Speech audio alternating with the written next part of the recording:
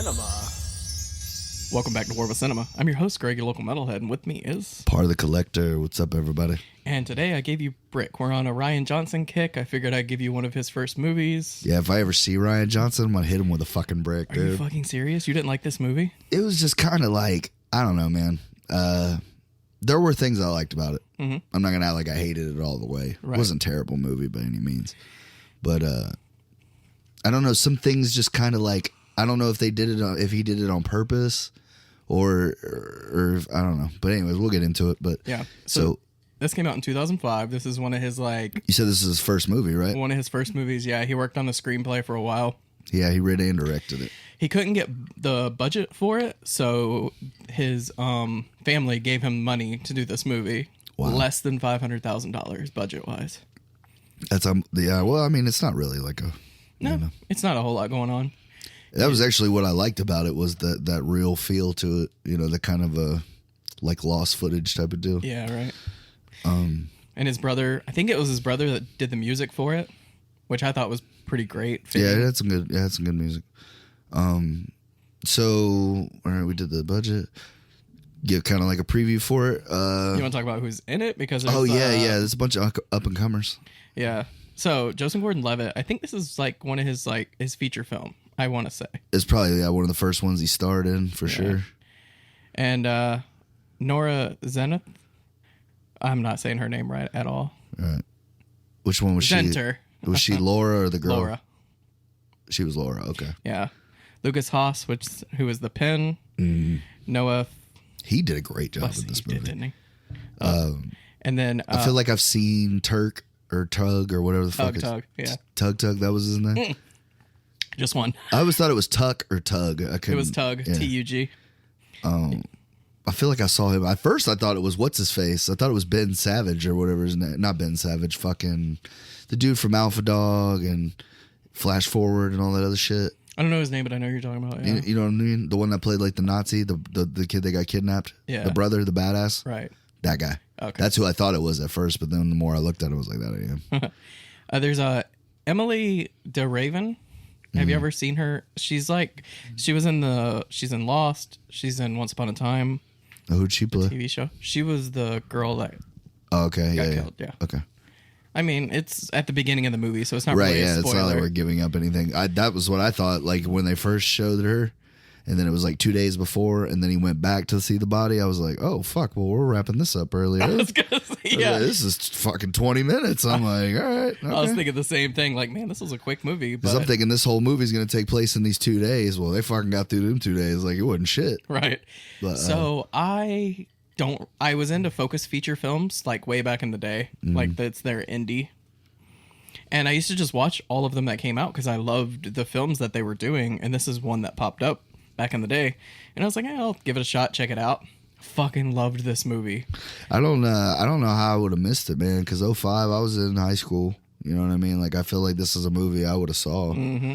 But I think it's one of those that just fell so far under the radar that not a lot of people. Yeah, because it couldn't have made any money. It made like $3 million, which is off of the budget. That's fucking pretty good. Yeah, it's pretty good, but at the same time, it just doesn't have that cult following that I feel like it deserves. You never know, man. Yeah. Well, when you fuck up Star Wars, that's not a way to get a cult following. He did the best one. I haven't forgiven him yet. Still. Yeah, he did the best 90% of a fucking Star Wars movie. The only problem is he fucked Luke Skywalker, bro. You fucked my childhood, dude. You fucked so many guys' childhoods. Like, speaking of, I don't know why, but so you take shots before we do the podcast, and I use little Star Wars shot glasses. The wife asked me, does he prefer Han Solo or Luke Skywalker? I'm going to be honest with you. I had no idea they were Star Wars shot glasses.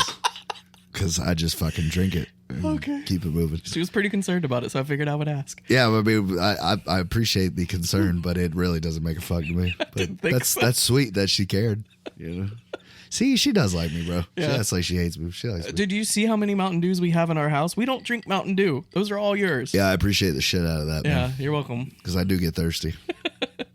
But, God, we shouldn't even say their name, bro, until they send a fucking check. I know, right? I just drink green liquid. Green liquid. Surge's bigger brother. There you go. So yeah, to set it up, Joseph Gordon-Levitt's character, Brendan, is a drug dealer, I guess you would say. But he's not. I don't think he's really anything. He's kind of a middleman, really. Like, he just sets shit up, and he's really smart. He covers his ass. I don't think he was really anybody. He just kind of got drawn into this because of the girl. Like, yeah, but the way she knew, she knew, well, later on in the movie, you find out why she goes to him, but I feel like even if that hadn't been the case, she would have still went to it because, I mean, he was super resourceful. Yeah. I mean, that dude did not fucking stop. He was like a fucking greyhound.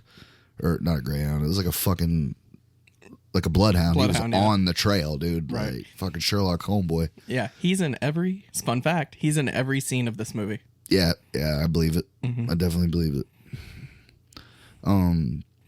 Like I said, that was kind of the thing that pissed me off about it because it was like, he's not a badass, but he doesn't take shit either. Yeah. He's ridiculously intelligent. And I loved the dynamic with the other kid, they called him Brain. Yeah. Which that also kind of fucked with me too. Like, do you pay this guy or do you just own him? So I was looking up stuff about this movie, and apparently on the forums, there's a rumor going around that the Brain is actually a figment of his imagination. It's just him like going back and forth talking about situations, but you know, because you never see the Brain with anybody else. It's only him. That's true. So it's a super interesting concept to think about. I never really thought about that, but I mean, he never had a car and he kept getting to where he needed to go.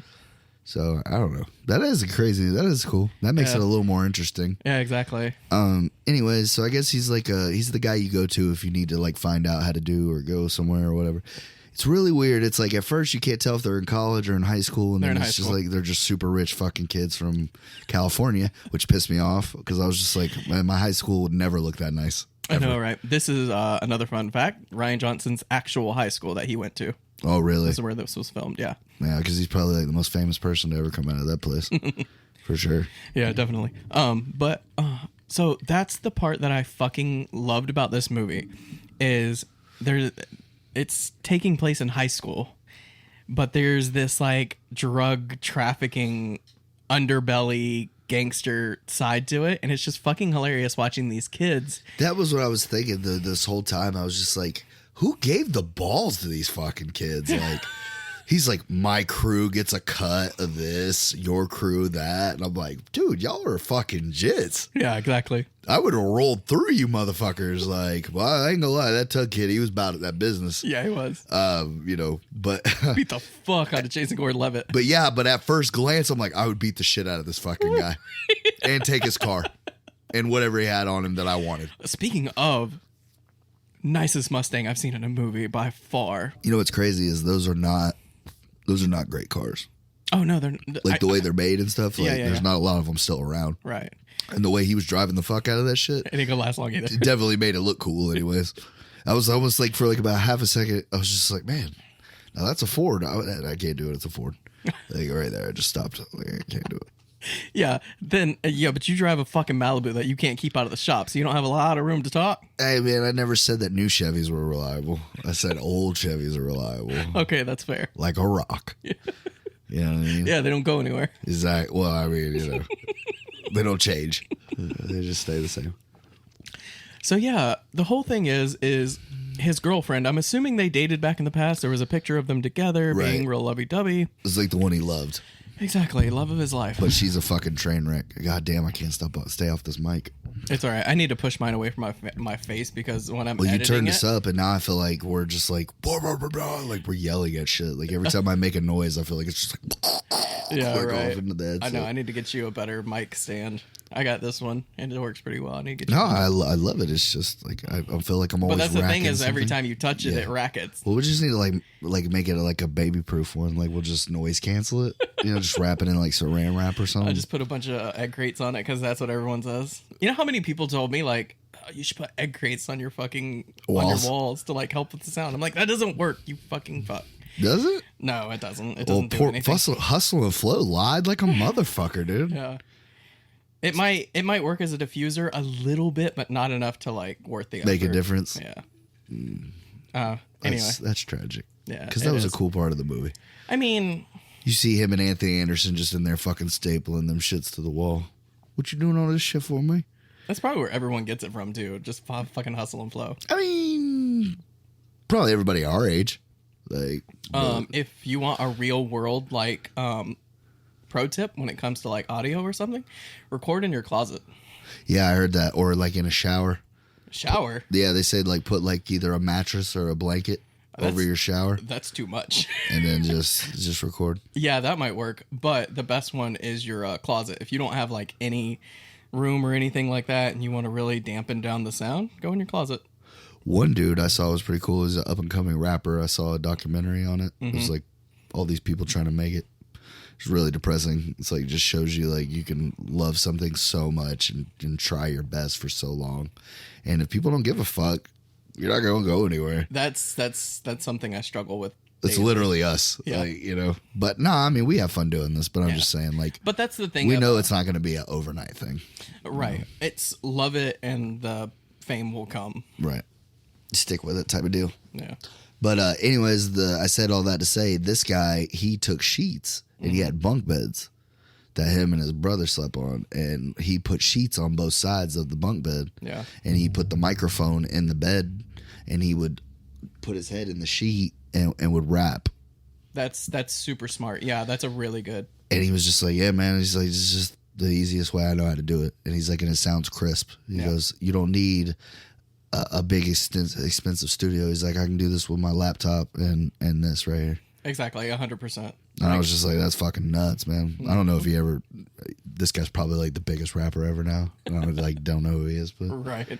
But yeah, I just remember seeing that. I was like, man, no, that's fucking smart, dude. It is pretty smart. See, I'm the kind of guy, like, all these sound panels on the wall, I had to hand build them to cut down on the reverb so we don't sound so echoey. Well, we sound great, man. People always tell me about how great we sound. Yeah, I'm slowly tinkering it. Like, I actually go back and listen to some of our older episodes, and my production has come, like, so far. Like, I'm sorry if you go back and listen to our older episodes because they sound like dog shit compared to now. So, but, you know.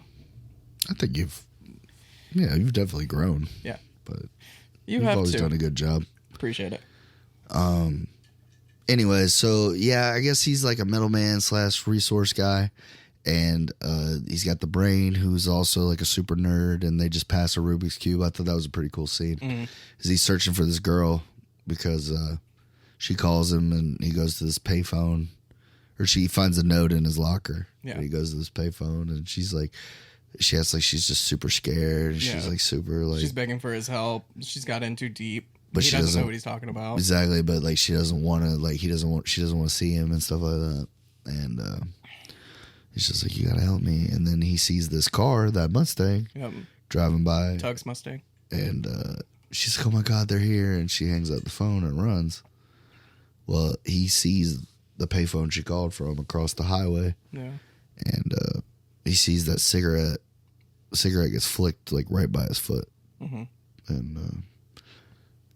it's a little foreshadowing for you there. Yeah. And so he starts hounding literally anybody and everybody that knows this chick to find her. Yeah, I think it was really smart the way he did it. He was a very, like, Eastern Promises kind of thing. Like, to find out what happened to her, he tries to, like, push his way on the inside. So he gets, like, Tug. He keeps trying to go after Tug because he's, like, bottom man. You know, he's muscle. So it's like, if I can get on Tug's good side, he can bring me to the Pin. Then I can get on Pin's good side and figure out what actually happened and everything like that. So yeah, and that was the thing that kind of, I don't know, man. Like, I don't know if that was the purpose of having all these kids be so young, but like tried to be so important, so serious, so adult-like. But then it's undercut by jokes. And that's what makes it kind of funny. I mean, yeah, at the same time, they're having this serious-ass, gangster-ass meeting, and this dude's fucking mom, they've literally beat the shit out of this kid in the basement for like a fucking hour and a half. Right. And then they take him upstairs and give him fucking cereal and a glass of orange and a fucking apple juice. I thought that was the craziest shit ever. That's what makes it so funny, is because you're like trying to play it serious, and then you have these undercuts of humor because they are kids. Yeah, and then like you think it's all like gonna kind of just like obviously it sets a weird tone off rip because, like you said, you're about 20 minutes in it, and then they find his love interest, the one that he's doing all this for. You find her fucking face down in a pool of water. Right. This is like the first part of the movie. And I thought she OD'd. Mm-hmm. But, you know, you come to later on, you find out that ain't the case. Right. But so at first he goes, like, he finds an invitation in her stuff. Mm-hmm. And it's to a party. And then he goes to these drama kids that she hung out with, which Megan Good, she's young in this one, but she's always good. But he goes to her and she's like playing hard to get. I thought that was pretty funny too. She's just got like a fucking whipping boy or whatever the fuck you want to call him. A lapdog is what they called it, yeah. And he's just like rubbing her fucking feet and shit and, yeah. like, on the floor. She's like, will you go get my jacket? And he just fucking jumps up out of nowhere. Yeah.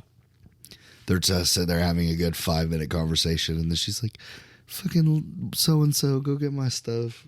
He just pops up like out of screen. Yeah. She was also an evil bitch too, though. She was. Like, that part where he, like, gets right towards the end and he comes in there and he's just like, cut the fucking shit. Like, what happened? And this and that. She's like, oh my God, did you hear about Doe? Brittany, will you go get my shoes out of the locker? And she's like, find what you were looking for. Like, just instantly dropped all that emotion. Right. And I was just like, wow, that's good acting. That's good acting. She was great. I loved her. Fucking evil bitch is what you are. You're a fucking evil bitch. Yeah, but I guess they kind of have some chemistry because, you know. They used to fuck around. Yeah, yeah, exactly. But she's on the inside. She's still making, what does he say? Still wrapping freshmens around your finger or something like that. And she's like, you were a freshman at one point. It's like, I'm not now. Yeah. Yeah. Joseph Gordon-Levitt looks like renegade Harry Potter in this one. You know, he's just missing the scar. I do. You know, another thing, like I don't gotta get it, but I don't like the fucking dress shoes with the jeans, man. That shit got on my nerves.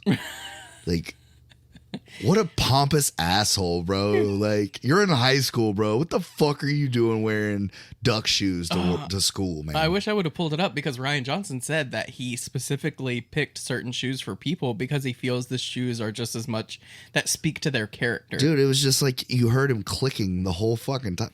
Yeah, but it paid off. It paid off in that one chase scene. I guess. Yeah, that was pretty good. He gets chased. So the thing is he goes to talk to Tug. Tug takes him to the pen. The pen is like the, kingpin. He's the one that runs all this shit. Yeah, I got that part. Yeah, and then the kingpin is like, you know what? Let us talk about it. Let us think about it. You'll have your answer by the end of the day. Right. And so by the end of the day, this dude whips out a knife to like take care of him. He stabs him in the arm. Yeah, cuts his arm, and then he chases him, and you do hear like because they're mixed so fucking loud, just the shoes. So he's chasing him, and finally, I guess he realizes like the shoes are keeping him on his trail, so he throws off the shoes. And dude, then, the kick, that slow ass kick, like how did that dude not see that kick in time? Like, I'm just stepping over that and beating the shit out of you because you're already on the ground.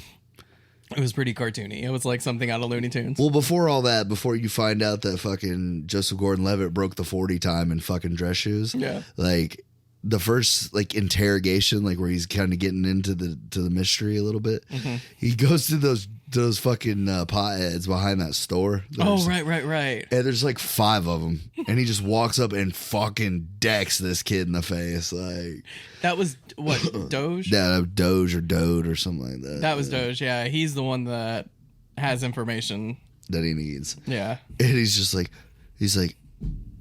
I could beat the shit out of him by myself. He goes, and I got a full night's sleep, and I'm fucking sober, so I could beat the shit out of all y'all too. Yeah. And the one dude's like, all right. I thought that was pretty funny. He's like smoking a joint. He's like, all right then. Could you imagine getting your ass beat, and your buddies are just standing off to the side? They would not be my buddies anymore. Right?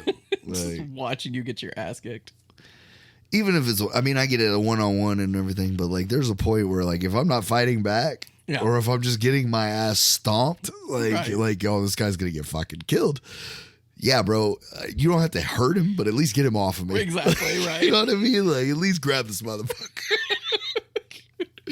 Don't let him hit me again. Please. Like, and then as he's done beating him, gets his information, he's walking away, and the guy's like, "Don't come back here." I was just gonna say that. That was the fucking greatest shit. I'm gonna do that shit to somebody at work. Like, we'll be talking all this shit when they walk away. You stay away, dude. Don't come here no more. Like, I thought that was fucking great. Shit was pretty hilarious. I just want to be that guy in a movie, bro. Yeah. Don't give me a crazy amount of lines. Like, I don't need like a bunch of screen time, bro. Just give me one good line that I get to fucking yell out. That would be fucking awesome. I could have been that guy, bro, honestly. Right. Just give me a fucking beanie and a joint, and I could have been that guy. We'll get you there. Fucking stay out of here, man. Kick your ass. You know, just something. Anyway, so he goes and gets some information out of Doge, and then he goes and he ends up going to this party, and I forget the dude's name, but he's been in a bunch of stuff too. Oh, the jock. Yeah, he was in Sorry to Bother You. All he does is talk about himself. Yeah. And he's like high as fuck the entire time. He's just coked out of his mind. Right. Brian White. Yeah, he's a good actor. His name is Brad in the fucking movie. Of course it is. Yeah. It was like 90210. This movie was like 90210, but with like, I don't know. It's like you want to say it's like all the drama, but then they have those stupid ass like scenes in there that just are funny. Yeah. So it's kind of just throws you off. Those the whole vibe of the movie around, man. So what it is it's a throwback to like neo-noir movies. Like that's what I kept thinking. Like, this is like a modern noir is what I kept saying to myself. That's what he went for. He was going for a neo-noir like feel. Because watching old girl smoke that cigarette, holy fuck, dude. She smoked the shit out of that thing. Mm-hmm. Old Laura. Yeah. Yeah. So yeah, that's what he was going for. But apparently, fun fact, he based this off of Cowboy Bebop. It's a really popular anime. I actually like Cowboy Bebop. That makes a lot of sense. Oh, okay. I've never seen it. You like it? Yeah, it's pretty good. The dude's an outlaw, and he steals the most advanced spaceship in the world, and like nobody can catch him and shit like that. So he can pretty much do whatever he wants, but like he's an outlaw. Yeah. So, but yeah. Well, Joseph Gordon-Levitt's character was based off of that character. One thing I did not like about this was like when he has to go talk to the vice principal. Oh, right. And like these people are like they're the fucking DEA. Yeah. He's like, I'll be forced to tell them that it was all you. And I'm like, who gives a fuck, bro? I'll go to prison. Like, what, you gonna expel me, bitch? Like, that's the thing. He keeps threatening him with like being suspended or expelled or something. He's like, he's like, I got away with my record clean, but now he feels like he owns me. I mean, yeah, bro, that's what it sounds like. I don't know, man. Like I said, like, obviously he had something he was going for with the fact that he made, you know, but that's the thing that's so confusing to me, man, because like, if you're going to make it like a noir, like, why would it be kids? And then that's why I said maybe like I was just missing, like, that was what the funny part about it was. Right. Was just like it's this super serious like it's topics not and stuff. Exactly. It's not like a super deep movie. It's just a typical detective story, but you're setting it as kids, so it kind of just gives it a spin to it, you know? It kind of made me think about that movie Bully a little bit. I don't think I've seen that one. That's a weird one. Well, it's not really weird. It's just fucked up. But it's about a kid that gets bullied by this fucking dude. Yeah. Like all through his life, and he like. Him and his friends like plot a way to kill this fucking bully. Mm-hmm. It's just like a whole thing. But anyways, that's kind of like the vibe I got off this movie. Like it was young kids, but they're dealing with very serious issues. Yeah. You saw Kids, right? No. Damn, dude, you haven't seen anything. I know, right? Anyways, that's the same thing. It's like about all these kids in New York City, and they're young and they're fucking, and they're all passing AIDS around like a fucking joint. Shit. It's crazy, dude. But it's just so shocking because it's such serious subject matter in such a young audience. Yeah. Or like a young, cast. Oh, that's why I liked, we did Summer of 84. That's why I liked that movie. Because it was like super serious subject matter about like a murder. Well, yeah, but those were still like, they were still normal kids. They were still having fun and like, they weren't getting into crazy shit. Like their idea of like being bad was still stuff that we would like, you'll laugh at. Oh, I see. This was just like, these kids have drug operations and they're passing women around. And it's just fucking crazy, dude. Like I said, it's just so shocking to see the serious subjects with the younger cast. Right. But like I said, I thought maybe that was what he was going for. But One thing I thought was really cool. That is the cleanest they've ever made a fucking Astro van look. When they pick old boy up in the parking lot, dude, and there's literally a fucking living room set up in this van. Yeah, he has like He's lamps. got a fucking lamp, a fucking couch. table. Like, it's insane in the back of this van. There's fucking curtains and shit. Yeah. And he had that cane. That cane was dope. You're 18, bro. What the fuck do you have a cane for? I know, and he had these tacky ass like eagles everywhere. Like whenever they're in his like office, there's one beside him, and on his mailbox there's like one. his fucking cane got one on it too. It's so fucking stupid, but yeah. And they got 2 rooms, his office, and then the other one's the room where they beat the shit out of people. Right. And they keep the brick. The single brick. Well, they had 10 of them apparently. Yeah. Well, you only see one. Yeah. Well, because the other one was laced with the wrong shit, and it killed somebody. That's what kind of put one kid in a coma. That's right. Yeah. And that was another thing that I didn't get. You know, I know I'm jumping around, but like when they fucking finally get it, and he's like, "You did it, Laura. You fucking did it, you bitch." Yeah. She was rich. Like, why the fuck were you doing that to begin with? Like, I guess she just wanted to like prove that she could be a fucking master genius or something. I guess, like, I don't know evil genius. I don't know her motive, but yeah, she was pretty. She literally was a puppeteer. Yeah, she played every one of those fucking dudes like they were chumps. Yeah, she was the crux of the whole movie. So, all right, let's break it down. Let's break down the like story a little bit. So the girl dies. The reason she dies is because you think it's a drug overdose, but. They find you out. thought it was a drug overdose. I thought. Well, I mean, they don't talk about her getting shot until what's his face says that. Yeah.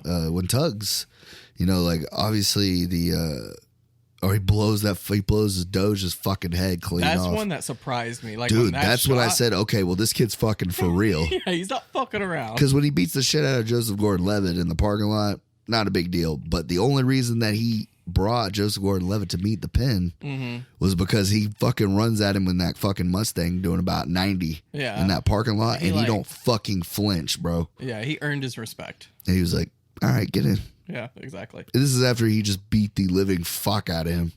He threw something at his car, and then that's when he fucking turned around and beat the shit out of him some more. I did have one, like, so the way the movie sets it up is Tug is the muscle for the pin. And then you find out that they're rivals. Yeah, they're just 2 gangs. They were working together, but now that everything happened. I thought that was fucking hilarious, bro, when their crews were sitting there and he's like, bring all the muscle you want. We're just going to talk. And he literally goes to the kids' living room and the mom's like pouring everybody a drink and shit. And literally all Tug's dudes have the same fucking wife beater on and a beanie. And a white beanie. And fucking all of the Pins guys just have black tees on. Like, they're just like fucking gang colors. I thought that was hilarious. I loved that. You wanted them to go to war, didn't you? It's just like one street versus another street at this point. I guess. But that's what was kind of like, it didn't establish it until... Yeah, I'm thinking these kids are like Mickey Mouse in it, dude. It turns out they got like a legit fucking organizations, like organized crime going on in the suburbs, dude. Right. It was so wild, dude. Like I said, like it wasn't a bad movie. It kept me interested. Like I don't know how much I would enjoy watching it a second time, knowing everything now. The more that I watch it, the more I enjoy it. Do you? This is probably like the 3rd or 4th time I've seen it, and I just enjoy it a little bit more every time. Yeah. The one thing that really like hooked me is the slang, because some of it I recognize. Back in the day, I didn't recognize it because I didn't watch a lot of neo-noir. Right. But then I picked up on some of it this, past couple of times. And then I realized Rian Johnson just kind of made up his own lingo at some parts. So, I don't know. That's one thing I really enjoyed was just the lingo / dialogue. I thought I thought there was some cool stuff in it. Like I said, there were some parts that were really funny. Like that part in the van. He's sitting there like fucking Don Corleone in the back of this fucking van with his cane and... This is your payment. And he gives him like a thin ass envelope. It's probably like $100 in it. Right. Like, bro, why did you put this in an envelope? You could have just handed me the money. Like, what are we doing here, dude? You guys put me in a fucking trunk and blindfolded me. I'm in high school, bro. I'm going to be late to geometry for this shit. I don't know, man. Like I said, some of it was just fucking hilarious to me. But then, like I said, like it was such serious subject matter for some of it that it was just kind of like threw me off. Yeah. I get that.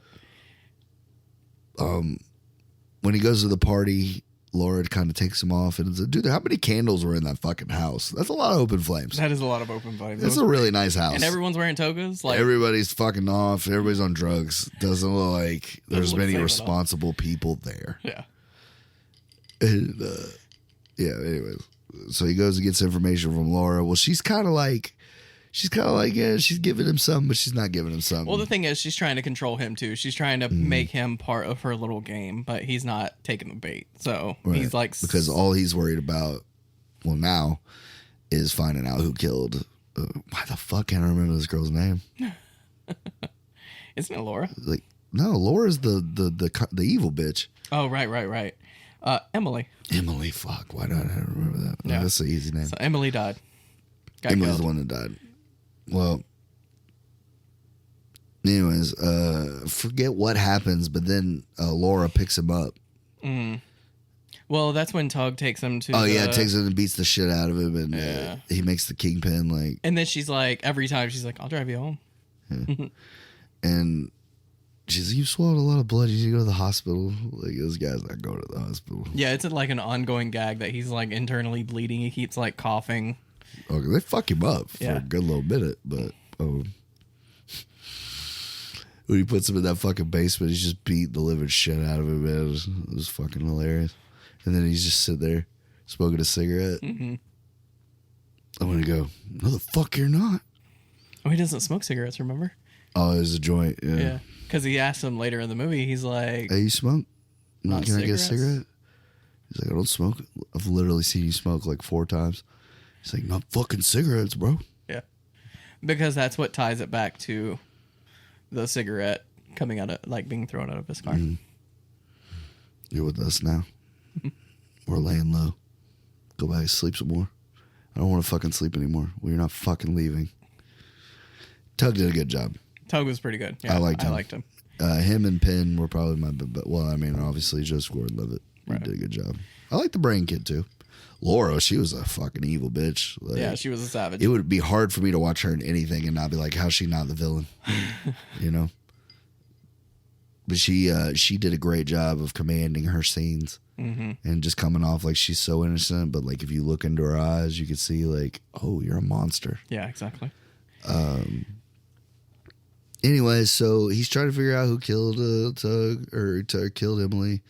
Tug's beating the shit out of him. He talks to the Pin because he thinks the Pin did it because her and the Pin were fucking. Obviously, he was giving her drugs. She was fucking everybody. Yeah. She fucked the Pin. She fucked. Yeah, Megan Tug, Good has a really fucked... nasty line about it. Got a little muddled in the field there at the end. And I was just like, oh, you bitch. Like, that's brutal. Yeah. I heard she was pregnant, you know? But anyways. And that's what gets the ball rolling is... Yeah. She finds out she's pregnant, but she's not sure who kid it is. She doesn't know if it's Doge's or Tug's. So Laura makes Tug think it's his kid, and that's what makes him get rid of her. Yeah, yeah. And the reason she does that is because she's the one that cut the bad batch of brick that put the kid in the coma. So she pushes it off on Emily to make it look like she's the one that made the bad batch. So, you know, she's just trying to cover her tracks, and she's using Emily as the fall guy. Yeah, and she knew that she had Tug and Penn wrapped around her finger. Right. Well, I guess Penn, I guess he loved her because that was like his whole aspect on it of bringing Joseph Gordon-Levitt in was to find out who did it because he wanted to make him fucking die. Or he wanted to figure out who did it to his drugs, whatever. And when he wakes up in Tug's parents' house... And he's sitting there smoking a joint on the floor. He's like, I just did it, you know. And then Laura had to talk me down, and you know she's good at that. She's good at talking me down. And he's like, I shot her with the same gun because he murders Doge. Yeah. Because that's the whole thing. Penn picks him up in the van, and he's like, we're gonna meet Doge, and he's gonna, you know. And you think, because he sees Doge before he goes down to the meeting, and he's like, look, you don't need to tell him this. He's like, you need to tell me what happened, what she said to you. And he's like, you couldn't handle it. You couldn't handle it that she had a baby in her. You set her up, and this and that. Because, of course, he's been fucking manipulated. Everyone's in love with Emily. Everybody was in love with Emily. and everybody listens to Laura. Yeah. That's what I got out of it. And so Doge, you think he's going to fuck Joseph Gordon-Levitt over, but he knows that Tug killed her. So he just starts saying he couldn't handle it, that the baby was in. I would have took care of that baby. And then Tug just loses his shit. Pulls out that 357 and blows a fucking big old hole in Doge's head. Yeah. And the pen's just like, you killed him. You killed him. And then you start hearing sirens and he just starts walking away. Well, he walks the pin into the cave. Mm-hmm. Or tunnel, rather. Mm-hmm. Oh, no. And then Joseph Gordon-Levitt, he passes out, or Laura takes him. Or I thought he passed out because that's when Tug picked him up, right? Right. So Kingpin leaves, and then Tug takes him back to the house. They have that little scene where he talks about he killed her. And, but now Brennan wants to find out why he killed her. Yeah. Because everybody, like, that was a good job. Rian Johnson did do a good job of, like, he definitely kept the mystery going. Yeah, it's a pretty tight story. And he literally doesn't give it away until the end. Yep, the very end scene with Joseph Gordon-Levitt and Laura have that conversation is like when you find out what's fucking going on. Wow, which is, like I said, and that's probably one of the most diabolical fucking little speeches. It's probably, you know what that reminded me of? That scene right there at the end on the football field was like the hole. Oh, yeah. That little bitch. Yeah, when she gave her little dialogue about what happened. Yeah, you're right. Yeah. I can see that. Very just evil, like just pure evil. And the way she looked, the way she delivered it was great. But yeah, so they have the meeting, and it's at the Penn's house, and that's when you get the funny scene of their two crews just sitting around. They literally filled this dude's house up. There's probably like 20 each. Yeah. And then they both got one guy in the basement with them, and then Joseph Gordon-Levitt in between them because he's mediating it. Because he's the big dick. You need him for everything. Yeah. He's talked his way into all these groups. And he's like, you're going to stop. He's like, you're going to stop fucking with me, and you're going to give me my money back. And the last one was like, just to prove to me that you didn't spike the dope, or you didn't spike the heroin. He's like, I want you to take a hit. He's like, I'm not fucking doing it. I'm not fucking doing it. And he gets up out of the seat, and they're about to go off, and Joseph Gordon-Levitt's like, I'll take the fucking hit. If I don't die, you know he's not lying, or whatever. Mm-hmm. Well, then you start hearing fucking gunshots and shit, furniture moving in this motherfucker, because before he goes to the meeting, Joseph Gordon-Levitt calls Brain and says, hey, man, at exactly 4:15, the cops better knock the fucking door down. Right. Or else I may not be there. Mm-hmm. Well, he talks Tug into taking his car. So Joseph Gordon-Levitt, Brennan hid Emily's body. And he puts Emily's body in the trunk of Tug's car to frame him for the murder that he did. So I guess just to prove he did it. You wouldn't say frame. That would only be if he didn't kill her. So yeah, we're going to say to expose him. Right. And the whole ruckus was someone took the brick because they're like, the brick's not up there. Someone took it. Mm. They're trying to figure out who took the brick. Yeah, they're all beating the shit out of each other, like trying to figure it out. And you think it's the cops, but then you start hearing gunshots and shit. And the Penn's right-hand man comes down there, and he's fucking shot up. He falls over. Well, then Tug's about to murder the Penn. And what's his name? Brennan runs out of the room. And he ends up getting the gun.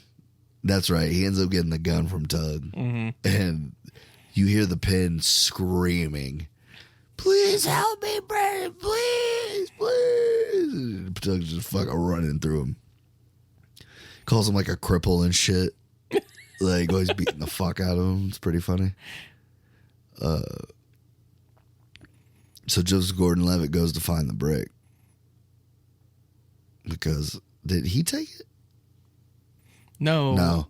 She did. Laura took the brick. Because that's what he was saying. That's what their whole conversation. He's like... He goes, I hope you are telling the truth. He goes, I hope I just gave that letter to them for no reason. Yeah.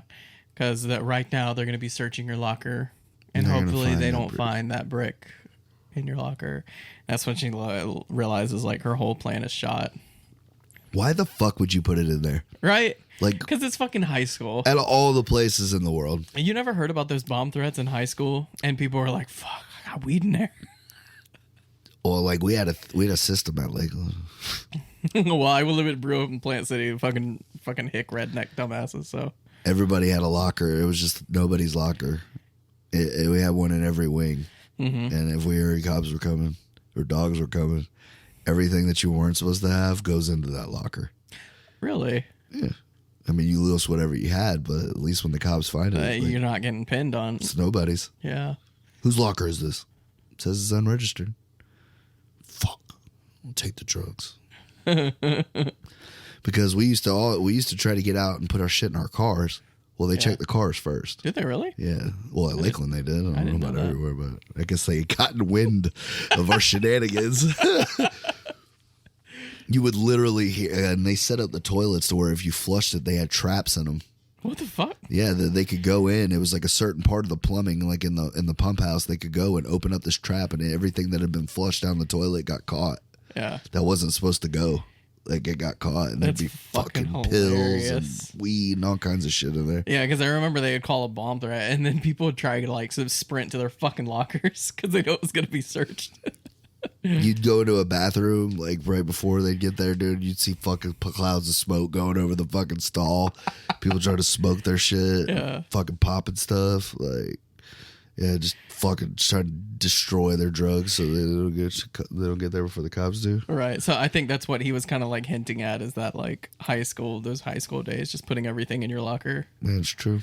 But yeah, a whole brick of heroin. Yeah, I was like. But yeah, that's like I said. It just didn't like it. She must have just loved to see. She must have loved to just puppeteer people, like manipulate people, and see what she could do with them. Yeah. Because she was well off. That house that they live in is fucking. You put 6 of mine in there, Right. and she would. I don't see any reason why she would need the money, or you know what I mean. Like she just liked the action. She liked the thrill of it. That makes sense. Because yeah, she's the mastermind of everything. So Yeah, because she just does it for she the had thrill. she had a bug in everybody's ear. You know what I mean? And she could get all these. She made all the men in that movie. Like that was probably the thing that scared Emily more than anything, was the fact that she knew she couldn't beat this bitch, Yeah. because like she loved everybody physically, but this bitch got to you up here. Right. And She got in your a fucking woman head. that can get into your head is more dangerous than an aneurysm. 100%. For sure. That's why I don't only let my wife in there. That's the fucking silent killer, not heart disease. Is a woman that is a mental assassin. That can get in your head. Yeah. For sure. You're not wrong. So, we pretty much talked about the movie. What? No, I'm sorry. I got to throw this in there, dude. I think the coldest fucking line in that whole thing is like one of the last things she says to him. She's like, she was 3 months pregnant. She told me. And if she was 3 months pregnant, then whose baby would it be, Brennan? She's like, but I think you knew that the whole time, didn't you? That's why you cared so much. And she just turns and walks away. Well, she whispers something in her ear, and then of course he doesn't say what it is, but like I can only imagine it's like, I'm the fucking devil. Because that is literally the only thing I can imagine that she could have said to him. Because after you say that, like that's another thing. This dude just killed, or this bitch just is responsible for your biggest love of your life up until that point, and your unborn child. This bitch wouldn't have made it off the field, dog. If Right. it's me personally. Because they obviously didn't give a fuck anymore. Like, he was just kind of, I don't know. Yeah, he served his purpose. He did his thing. You're not going to make a sequel out of this. Right. So, like, let him go out just as dark. You know what I'm saying? Because, like, it fit the tone of the movie to that point to me. Mm-hmm. It was, he's just going to choke this bitch to death right here. Choke her out. For real. And then Braden's going to come up and be like, why'd you do it? And he's like, she deserved it. Yeah. Something like that, you know? Right. You know what? I think that's. I think after watching this is probably only my second Rian Johnson movie. If I have watched another one, it's because Looper. Oh, okay. Yeah. Yeah. Okay. Yeah. That even fits my shit even more. I will say this. You know what? Rian Johnson is great at doing movies about 3/4 the way through. He's not good at ending them. He fucks at ending them, man. You need to have a whole nother guy write the endings because Knives Out, it was pretty good. Oh, God damn it! I forgot did he write it though? Yeah, that was his movie. He wrote it. Yeah. Shit, that ain't maybe bad. he's getting better. He's learning. Yeah, he's better. I just can't forgive him for Star Wars. Bro. I know, right? You're holding that grudge. It's all right. Steve-O feels my pain. So I fucking adore this movie. I love this movie to death. Yeah, I kind of got that vibe when you gave it to me. Yeah. You were really pumped for it. Mm-hmm. But I just wasn't sure how you felt about the whole neo-noir detective, but I knew you're into the gangster thing, so I figured you might have latched onto that part of it. Like I said, it definitely kept me interested. I didn't think it was a terrible movie by any means. Would I watch it again? Maybe. If I didn't have anything else going on and I couldn't find something better to watch, I'd give it another watch. Yeah. I think it deserves another watch. Because I realized that over when I was watching it. I really do enjoy Joseph Gordon-Levitt as an actor. He's so great. It's kind of shitty. Like, I don't see him in stuff as much as I used to. He has, like, weird roles. He did that. He did the Project Power movie, but I mean, he wasn't bad in it, but I felt like anybody could have played his part in that. That's why I didn't bother watching it, because I'm like, this is so, like, meh. Oh, no, Jamie Foxx killed it. Yeah? Yeah, Jamie Foxx did a great job. It wasn't a bad movie. It was a different kind of spin on the superhero thing. I see. It was something different. I enjoyed it. But yeah, like, I just can't think of any movies, like, lately that he's done that have been great, you know? The last one I can think of is The Night Before, but it's a comedy. Exactly. He does a good that job, was good. But the whatever, the one where he had cancer, was Seth Rogen? Oh, my God. That shit's just sad, dude. I hate that movie. I don't think it's a bad movie. It just... Yeah, it's just not, it's, you know, it's just kind of like, it just gives you a shitty feeling. Like, right. 50-50. Yeah, 50-50. 50-50, that was the name of it. Mm-hmm. He did the fucking, the one where he's walking between the Twin Towers. The trampoline, the trapeze movie. Oh, he did do that, didn't he? Dude, you know, I heard a bunch of people threw up and shit. Like, that movie gave him vertigo. Oh, I believe like it. a motherfucker. They, like, had to put warnings and shit at the beginning of the movie before you watched it. That would have been me, because I don't do well with that shit at all. Like, I can usually detach. Like, I know it's on a screen. I know I'm not going to fucking do anything. Like, nothing's going to happen to me. But shit, there's certain times I don't know. But yeah, I guess, like, that's how good the effects were. Like, when he steps out there, you literally feel like you're about to fall off a fucking That would have building. been really good in an IMAX. That's what they were saying. It was people in IMAX that were getting fucked up. Because I was watching, my dad took me to IMAX in Mosey, and they were watching, like, Egypt. They were showing shots of Egypt, but they would do this thing in IMAX where they would go over a cliff, and right as the cliff ended, you felt like you were going to fall into the rest of the crowd. It's pretty crazy. Yeah, that's cool. I forgot what I was going to say. What do you give it? What do I give it? I'm going to give it a 6.8. 6. You're just staying away from the 7s, just ever so slightly. Yeah, because I thought about it. I didn't enjoy it enough to be a 7. Yeah. But I didn't hate it enough to give it a 6. So that's see. why I said 6.8. All right, that's fair.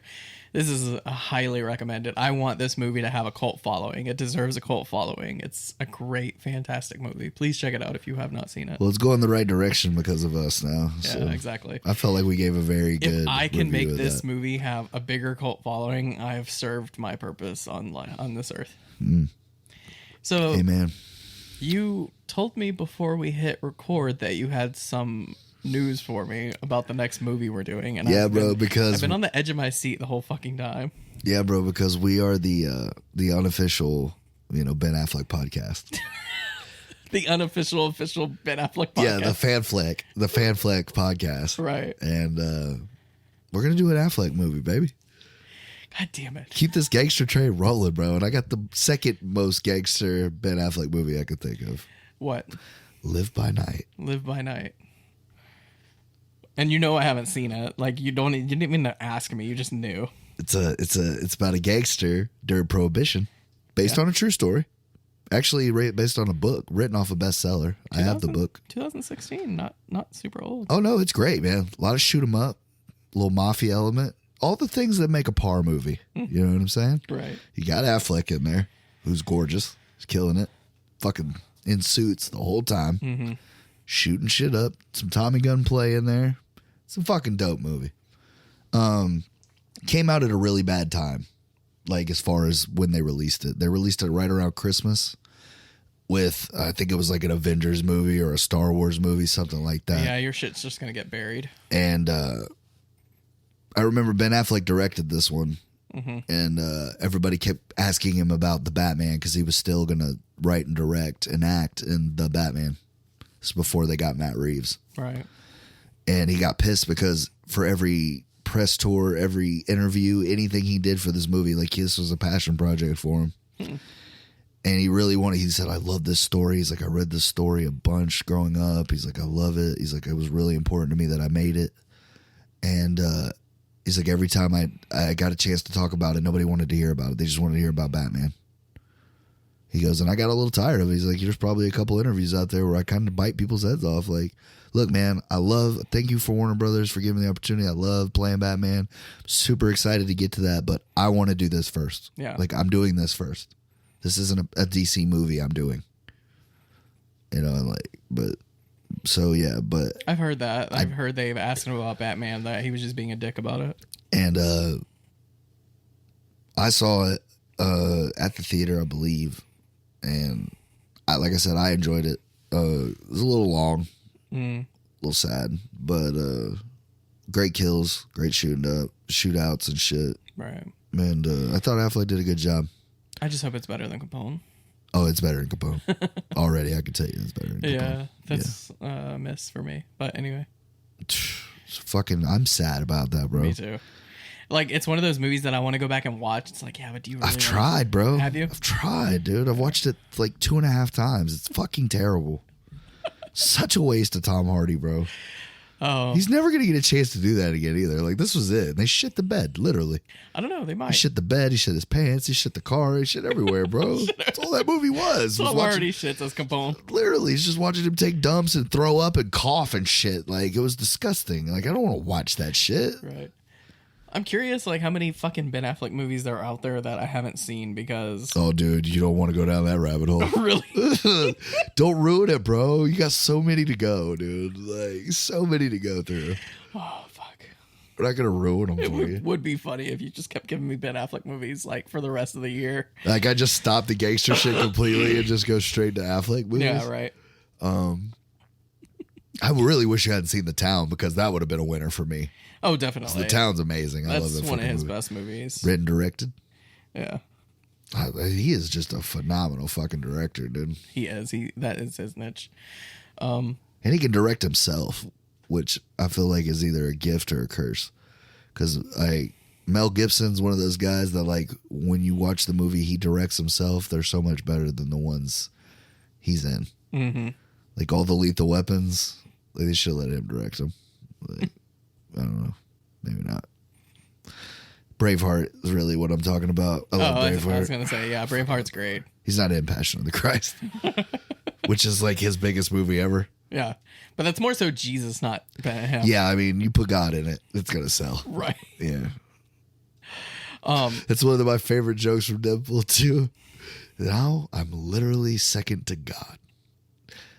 We beat him overseas where religion's made up.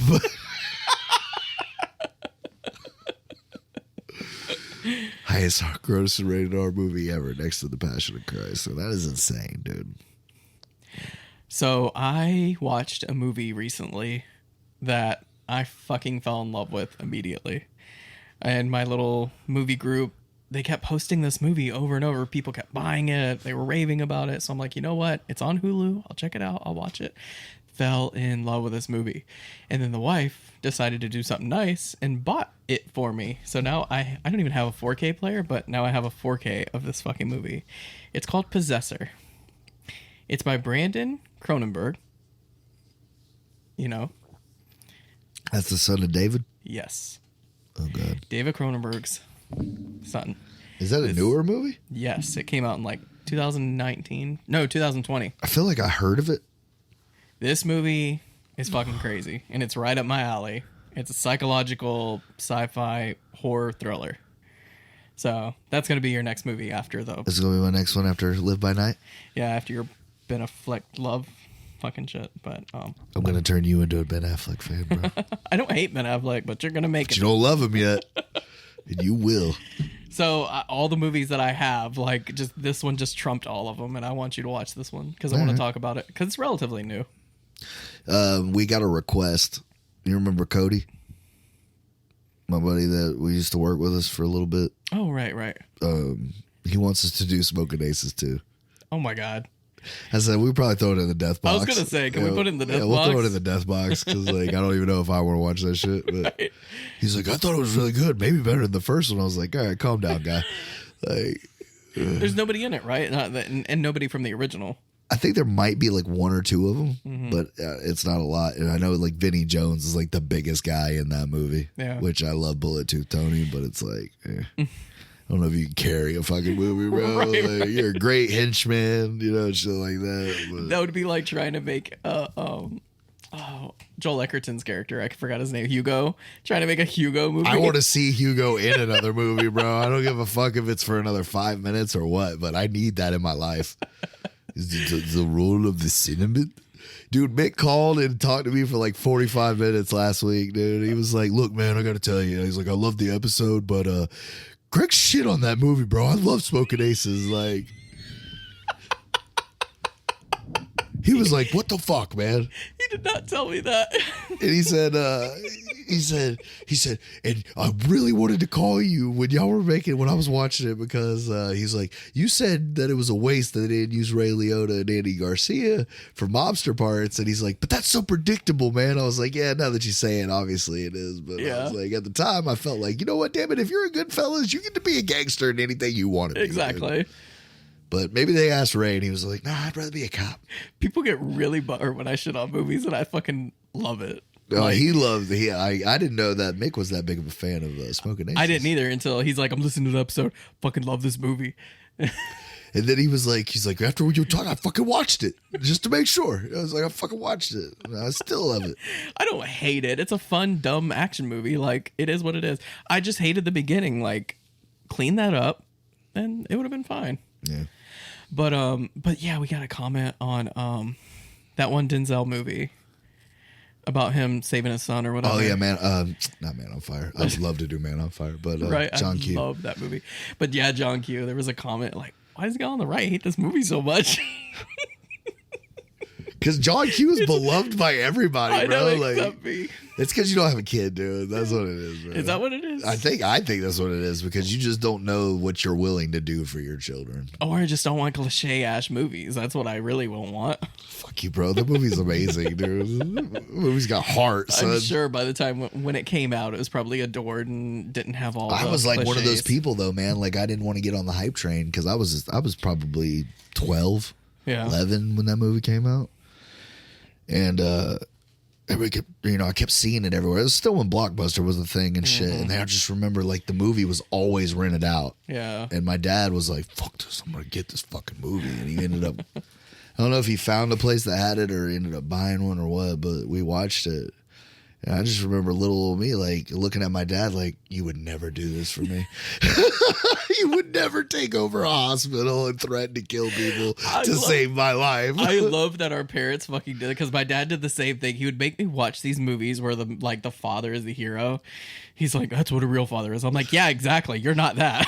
Yo, so watching all these fucking movies, you didn't pick up any tips or nothing? Like, this mess you're doing, huh? Is this how you see yourself? Because this is not how you are at all, dude. Exactly. He's like, that's a good father. Just, good for him. My dad never loved me. Yeah, it'd be nice if you were like that.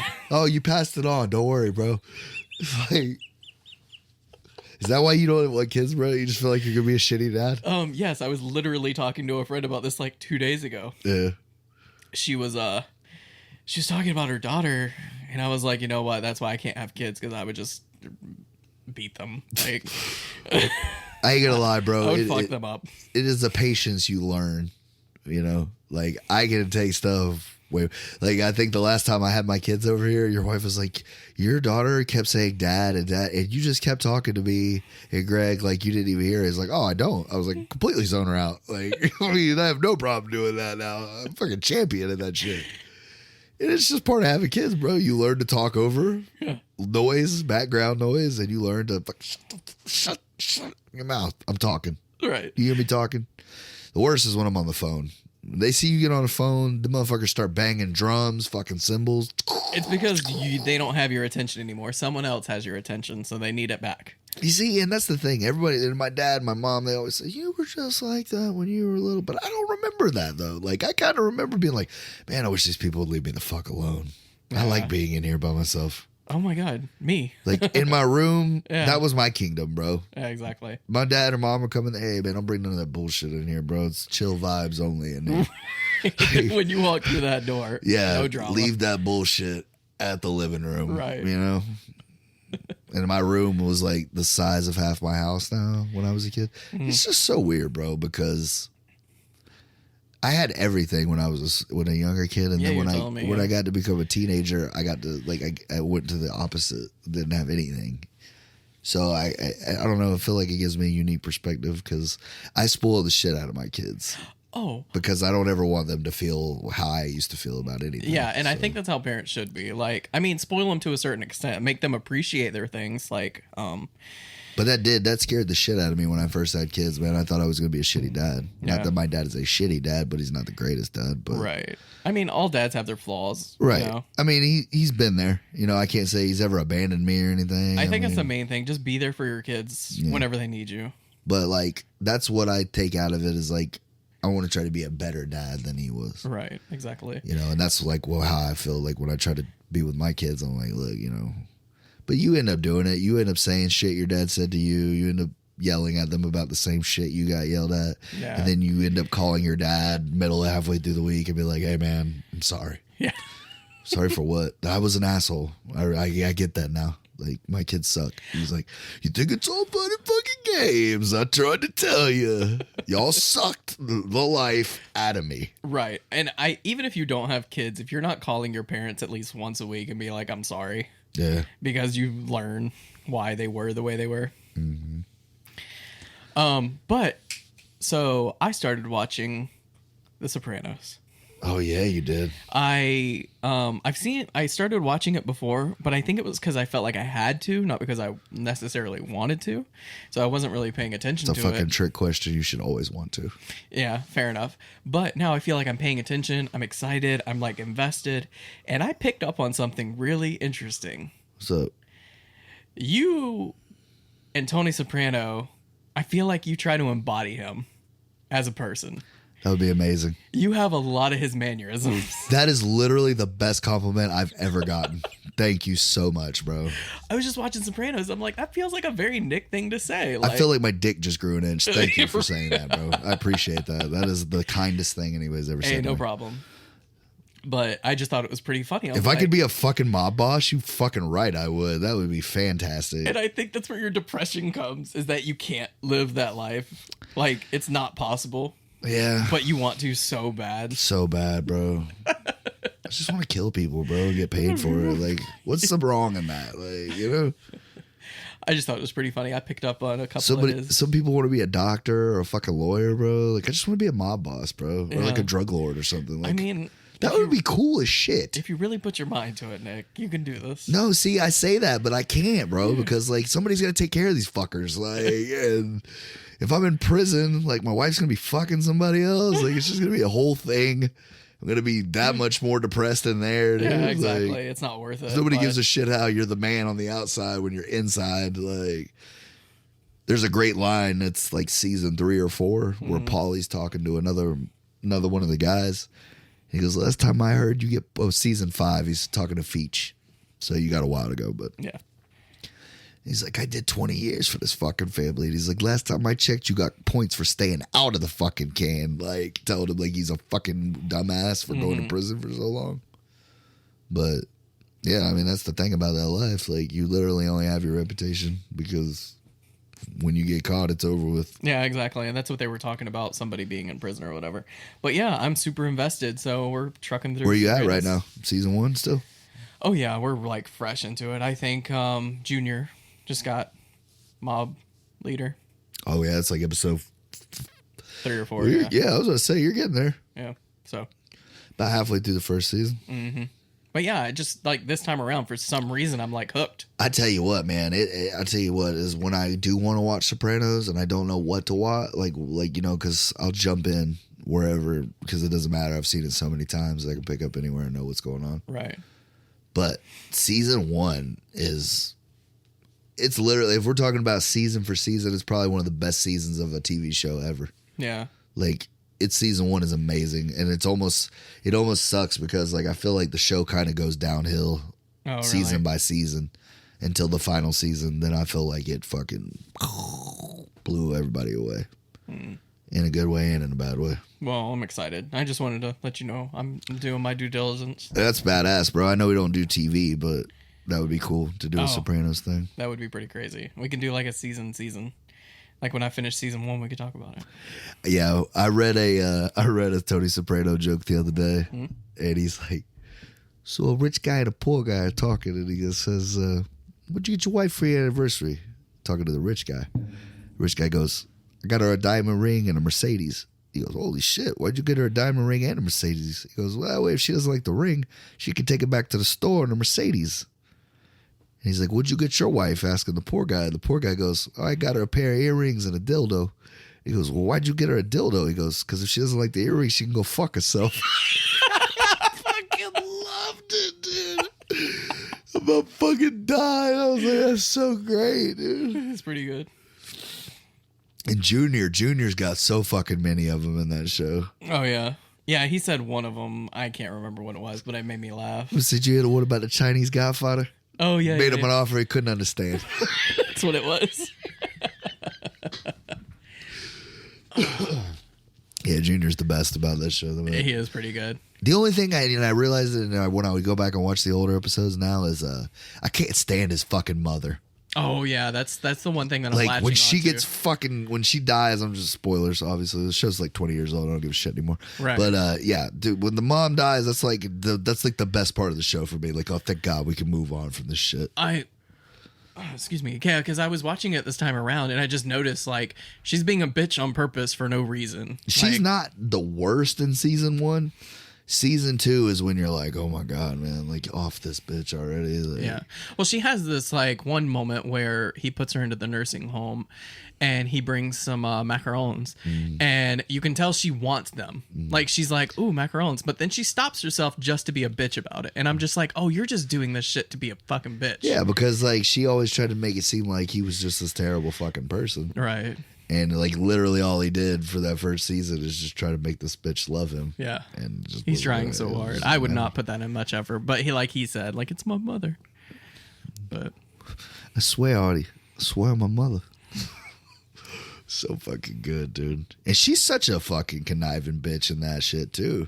She fucking plays Junior like a fucking fiddle. Yeah, she does. Gets him all right. And dude, how crazy of a gangster bitch are you to have a fucking hit put out on your own son? Right. For going to therapy, not fucking snitching, not slapping somebody around. They shouldn't have. For fucking talking to somebody about his feelings. Thank God his father never let something. I was just like, wow, dude. He was a saint. My father dead 20 years. She fucking hated him. He dies. He's a saint now. I love that shit, dude. That's probably the best part of that show is him with the therapist, man. I love him and Lorraine Blanco in that fucking show. She plays Karen in Goodfellas, but she is fantastic in this show. She is really great. You seem angry. Well, you were top of your fucking class, weren't you? I don't deserve this shit. I'm a good person. Sure, I do some things, but I take care of my family. I don't deserve this. I'm a good person. Sometimes being in here is like taking a shit. She's like, I call it emotional growth. No, it's like taking a shit. It's pretty great. I can't wait to get back at it. Yeah, dude, I'm excited for you. I may go home and start watching it again. Fuck it. Should. 18th time's a charm, baby. Right. I don't think I've ever rewatched a show that much.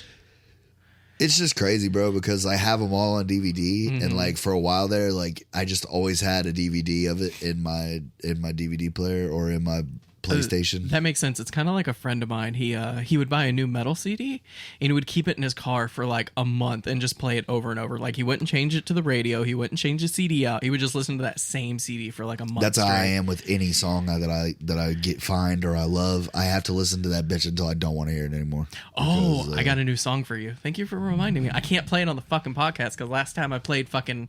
What was his name? Oh, the All Lot of Red. Yeah, a whole lot of red guy got us taken down in some parts. So really, so I can't play this one because it's a hit. That Have you heard this? No, I never heard that one. This shit's my wife sent me this because it has like a banger. It's just a banger. That shit goes hard as fuck. Is it like a rap song? Oh yeah, it's a rap song. Really? Yeah. All right.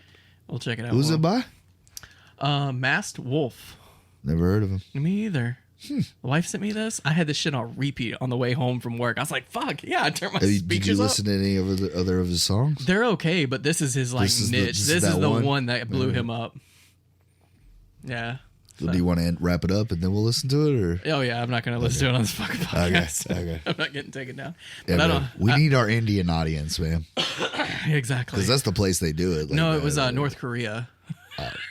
We're in North Korea? That's awesome, bro. I didn't even think we were allowed to be on in North Korea, dude. That's what it said. It's like, you've been taken down in North Korea. I'm like, I didn't know we were allowed in there, but cool to know. Good to know.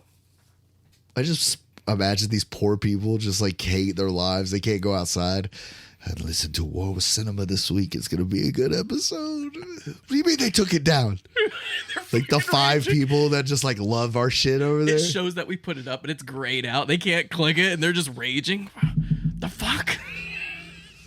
That's it. I'm fucking done. We're going to South. I'm over this shit. Right. No War with Cinema, no North Korea. Pack this shit up. We're leaving. This is where I draw the line. Send them to the labor camps. Yeah, that's rough, dude.